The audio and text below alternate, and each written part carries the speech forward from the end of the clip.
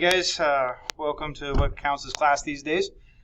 So we've got ourselves a test coming up at the middle of May, and we need to make sure we're getting ready for it. So today's lesson isn't actually about government, it's about how to take the test.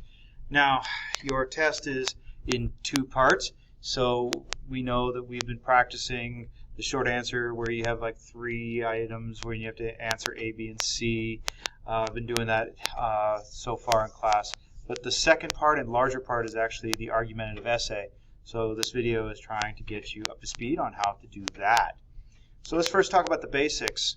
So first off, the argumentative essay is the second of your 2 questions. The first one is that short answer ABC question, and that one you have 15 minutes to work on.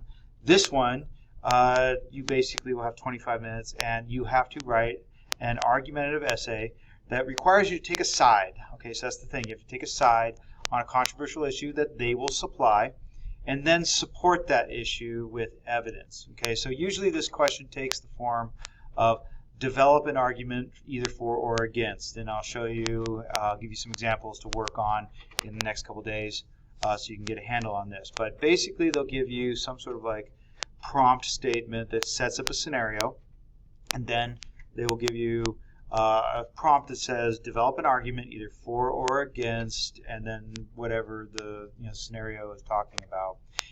Usually you will also have some fundamental documents that you need to worry about. So they'll say use the First Amendment or the 14th Amendment or something like that. Letter from Birmingham Jail. One of those fundamental documents. A couple of them will appear in the prompt that are suggested that you use.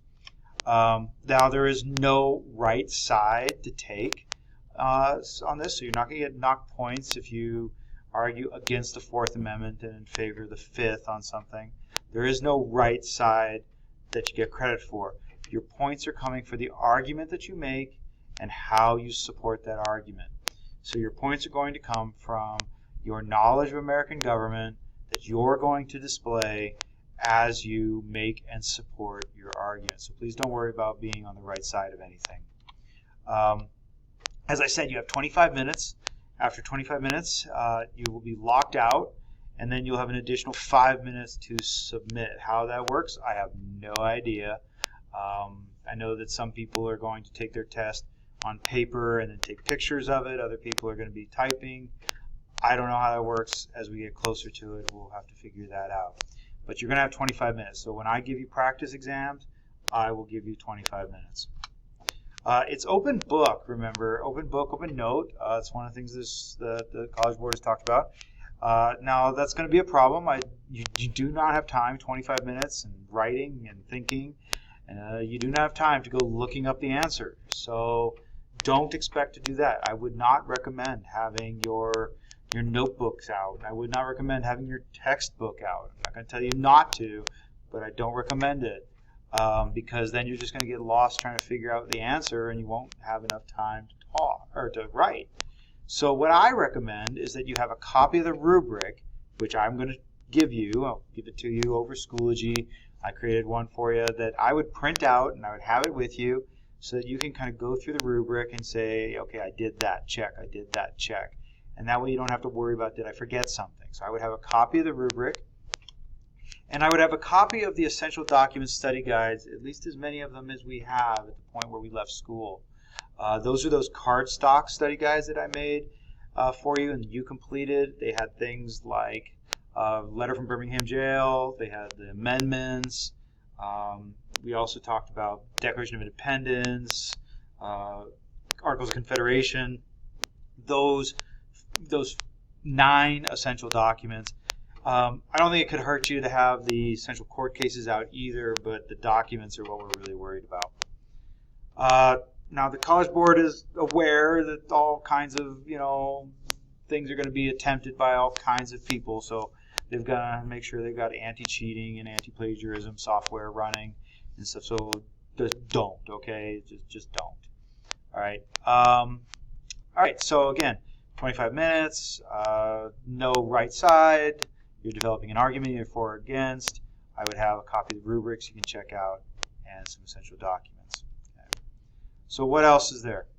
All right, so how is this going to be graded? Okay, so there's 6 points available. All right, that's the maximum. You're going to get them in this way. You're going to get 1 point for a thesis statement. We'll talk about what that means. You'll get 3 points for evidence. Okay, talk about it again. Also, how you get 3, how you get 2, that kind of thing.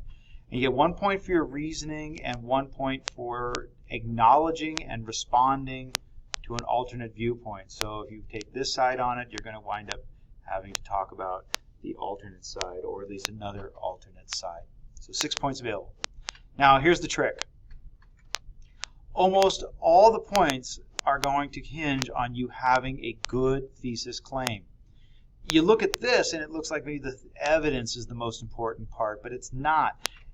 You only really have the opportunity to get 1 point of evidence point, 1 point, if you don't have a good thesis. And the reason for that is that your other points of evidence, your reasoning, and your alternate viewpoint all are responding to your thesis. So if you don't have a good thesis, even though the thesis is only worth 1 point, if you don't have a good thesis, you're not going to get the other points. So we really, really, really have to make sure you have a good thesis. All right, let's go to the rubric. So here's the rubric that I made, and I will make this available to you on Schoology and as a document, a PDF, as well as a Word document, so that you can download this and take a look at it. Let's go through it real quickly. All right, so your first point was coming from your thesis. Now, the other word for thesis is claim, and that helps you understand what it is they're looking for. They're looking for you to take a side, and that side is going to be something that other people are not going to take that side. They're going to take the opposite side, which means that whatever thesis, whatever claim you make, it's an arguable thesis. It's something that requires argumentation to explain and to prove. And there's going to be people who disagree with you. So therefore it needs defending. So your thesis is going to take the form of some arguable claim that needs defending. Now that's going to be the claim part, but the thesis also has to create a line of reasoning. So it must respond to the prompt with a defensible claim, but it also establishes a line of reasoning. Now the line of reasoning basically is going to be the outline of your argument. So the best way to remember to do that is to create some because or by statement.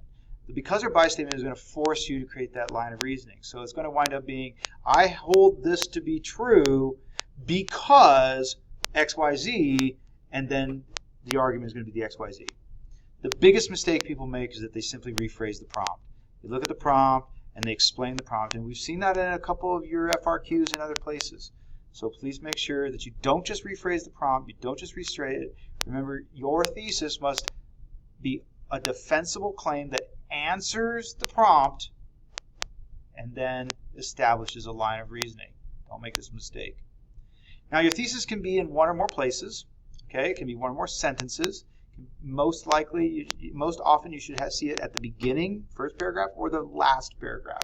But it all has to be in 1 place. You can't create the claim up here and then put the line of reasoning down there. It's got to be 1 or more sentences in the same place, located in a single location. All right, and I'm recommending that it either be in the first or last paragraph, which should come pretty easy. All right. Okay, so that gets you your 1 point. And that's going to be, even though it's only 1 point, the important part of your entire essay. All right, your second points, and the third and fourth points, that is, come from your evidence. Okay, so your evidence, up to 3 points. They're going to come in 1, 2, or 3, depending upon how you do it. So let's look at it. The argument uses relevant evidence to support the claim, and then the how many points you get is dependent upon the number of pieces you use, 1, 2, more, and the quality of the evidence that you use. So you can get 1 point of evidence for simply finding something that's relevant to the topic and saying it. That's worth 1 point. And that's a pretty low bar if you think about it. I just have to have 1 piece of evidence, and it doesn't even really have to support anything. It just has to be relevant. All right, everybody should get 1 point. You can get this point even if you don't have a good thesis, because you're just giving a piece of relevant evidence. some fact or something like that. All right, but everything else now requires a thesis, because look at number 2. One piece of evidence that supports the thesis. Okay, so you get 2 points if your evidence is relevant and it supports your thesis. That should be easy. Just come up with a piece of evidence that supports your thesis, all right, and bingo, you explain it and you got 2 points, right? You're going to have to explain it. Always explain, right? 3 points if you use 2 pieces of evidence and one of those pieces of evidence comes from the documents they give you, and then another one comes from somewhere else. Again, you must support the thesis, of course, but 2 pieces of evidence, one from the document, one from somewhere else. Okay. So you get 1, 2, or 3 depending upon that. The third part is your reasoning. Now this should be easy because basically the reasoning just means that you show why you use that evidence. I think this is super easy. It shows or illustrates. So even use that. Use the piece of evidence and say this evidence shows or this fact illustrates. And when you do that, what you're going to be doing is showing the connection between your evidence and your thesis. I would even consider returning to some of the language. This shows that. This illustrates that. Boom, boom, boom, boom, your thesis. And so you get 1 point for connecting the evidence to the thesis, which should be easy as long as you're including some sort of statement that forces you to do that, like a this illustrates statement. People miss this point because they don't, they assume that the reader understands what they're talking about. Do not assume. Show them. You know. They may be able to figure out, but they're not the ones taking the test. You need to show that you know how this piece of evidence connects to this thesis. Show them that. You can do that, of course, by using your this illustrates phrase. Okay? Notice you're not going to get this if you don't have a good thesis, because you need to show how it supports the thesis. The final piece of evidence comes from responding to the alternate perspective. You need to respond to an alternate perspective, and then you need to refute, concede, or rebut that perspective. Okay, so this means you're going to come up with some part of the argument that is the opposite of what it is, or some part alternate to what it is you came up with.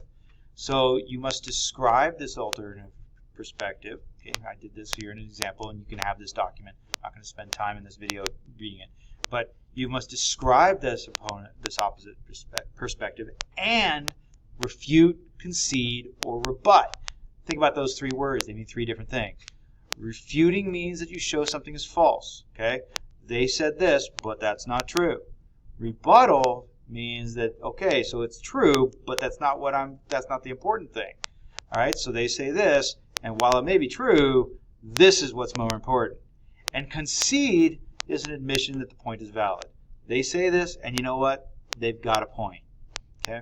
So you must do both. You must concede and one of these 3 things. Biggest mistake people make is they don't explain, they don't rebut, refute, concede, or, and this is a key one, they go back and they look at their evidence and they start arguing with the evidence. We're not arguing with the evidence. You need to provide an alternative perspective to your thesis, not your evidence. So it's the whole thesis. Don't start arguing about interpretations of the Fourth Amendment that you used as an evidence piece. You need to debate the entire concept. So read this example when you look at it on your assignment. So I hope that helps. It's not that, I don't think it's going to be that tough. You just need to kind of go through the steps. I have the criteria. I would print this out, and I would make sure that you kind of use this, you understand it, you read it, and then you check through as you write. Did I do this? Did I do that? Did I do this? Did I use one piece? Yes. Click. Is it connected to my thesis? Yes. Click, click. Is it from the evidence that it provided? Yeah, it is. Okay, I'll click here. Click, click. All right. So just go through and keep your head and use the rubric. I hope that helps. Have a good one.